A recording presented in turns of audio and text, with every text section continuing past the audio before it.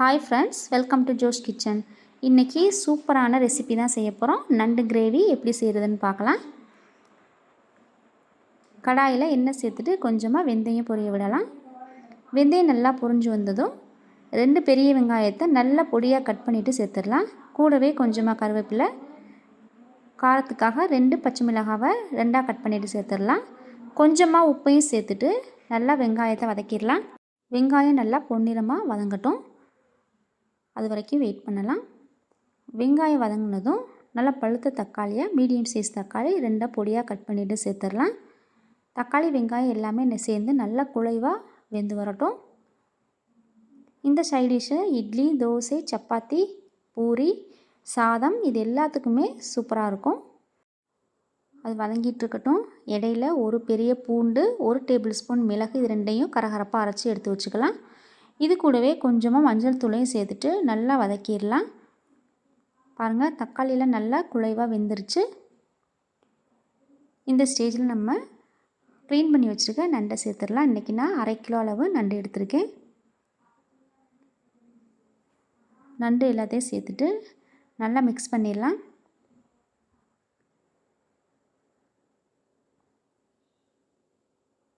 நல்லா தக்காளி, வெங்காயம், மசாலா இது எல்லாமே நண்டு நல்லா சேர்ந்து வேகட்டும்.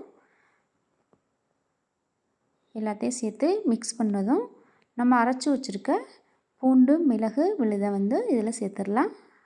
கரகரப்பாக தான் அரைக்கணும், நைஸாக அரைக்க வேணாம். 1/2 கிலோங்கிறதுனால இன்றைக்கி நான் கொஞ்சமாக சேர்த்துருக்கேன். 1 கிலோ நண்டாக இருந்துச்சுன்னா நீங்கள் பூண்டும் மிளகையும் கொஞ்சம் எக்ஸ்ட்ரா சேர்த்துக்கோங்க. இது எல்லாத்தையும் நல்லா சேர்த்துட்டு வதக்கிடலாம். இப்போது நம்ம மிளகாய்த்தூளை ஆட் பண்ணிடலாம். 2 டேபிள் ஸ்பூன் தனி மிளகாய்த்தூள் சேர்த்துடலாம். கிரேவிங்கிறதுனால வெறுமனே மிளகாய்த்தூள் மட்டும் போதும். காரம் பிடிக்கிறவங்க இன்னும் கூட கொஞ்சம் காரத்தை அதிகப்படுத்திடலாம். மிளகாய்த்தூளோட பச்சை ஸ்மெல் போகிற வரைக்கும் நல்லா இதை அடுப்பை மீடியம் ஃப்ளேம்லேயே வச்சுட்டு வதக்கிடலாம். இப்போது நல்லா வதங்கிடுச்சு. கொஞ்சமாக தேவையான அளவு தண்ணி சேர்த்துடலாம். பாருங்கள், இவ்வளோ தண்ணி சேர்த்துட்டு நல்லா மிக்ஸ் பண்ணிடலாம். மிக்ஸ் பண்ணிவிட்டு மூடி போட்டு மூடிடலாம்.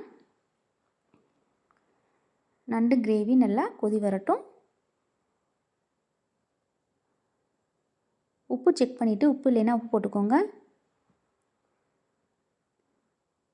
பாருங்கள், நண்டு நல்லா கொதி வர ஆரம்பிச்சிருச்சு.